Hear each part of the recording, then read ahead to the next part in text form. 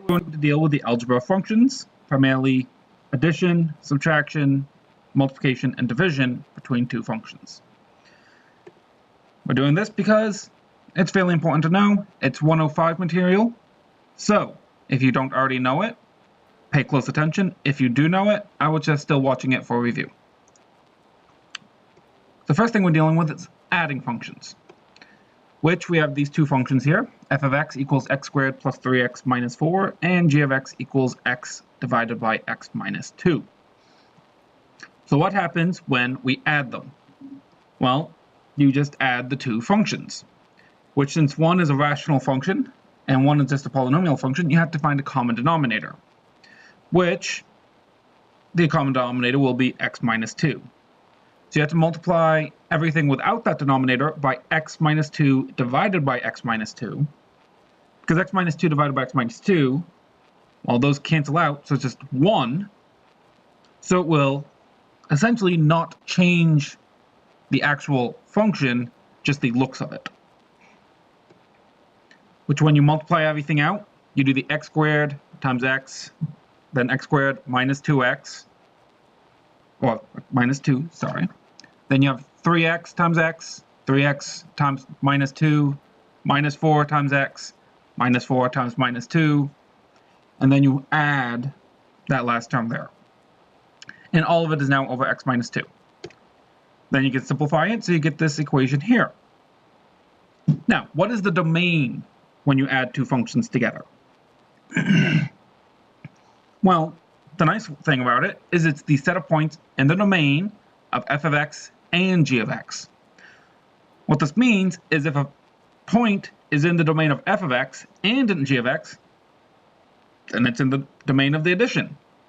But if a point is excluded for one of them, then it gets excluded for the addition. So x equals 2 is not in our domain of g of x because that would make our denominator equal 0. So it's not included here. Sorry about the typo. That's supposed to be a 2 on the second one as well. Now you have a similar situation for subtraction, except instead of adding an x way at the beginning, you're subtracting x. But the domain's actually going to turn out to be the same type of situation. Let's look at multiplying. We have our same two functions. What is f of x times g of x? Well, in this case, you just multiply the two. When you are multiplying functions, everything in the numerator multiplies everything on the numerator. The denominators multiply by the denominators. Since the first function does not have a denominator, nothing happens to the denominator on the second function. So it's just multiplying by the top. So we get this function here. Again, domain, it'll be the same thing. And again, the same typo. So 2 is not in our denominator for g of x. So we have a domain of negative infinity to 2, union 2 to infinity. Now, dividing functions is where it gets a little bit different.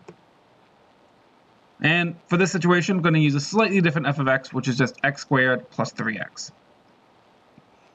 So what is g divided by f of x, or g divided by f of x?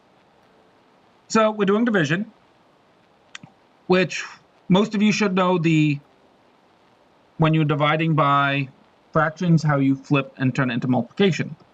But we don't have fractions, so let's make that into a fraction. Because you can always divide something by 1 and it doesn't change anything. So let's go ahead and do that here, which is now a fraction divided by a fraction. So we can flip it. Now, when you're multiplying fractions, you can cross-cancel. So anything that's present on your numerator on one side, if it's also present in the denominator on the other side, we can cancel it. So our denominator on the right side, we can see that we could pull out an x. Which if we do that, we'll end up with x plus 3 down there, and the x will cancel the x in our numerator. So that will leave us with 1 divided by x minus 2 times x plus 3. Again, denominators are only multiplying with denominators. Which when you multiply that out, you get x squared plus x minus 6. All right, not too bad. So for the domain, it's a set of all points that are in the domain of f of x and g of x. which are not zeros of your denominator function. So what are the zeros of f of x? Well, you have x is -3 and x is 0. So those 3 points get excluded.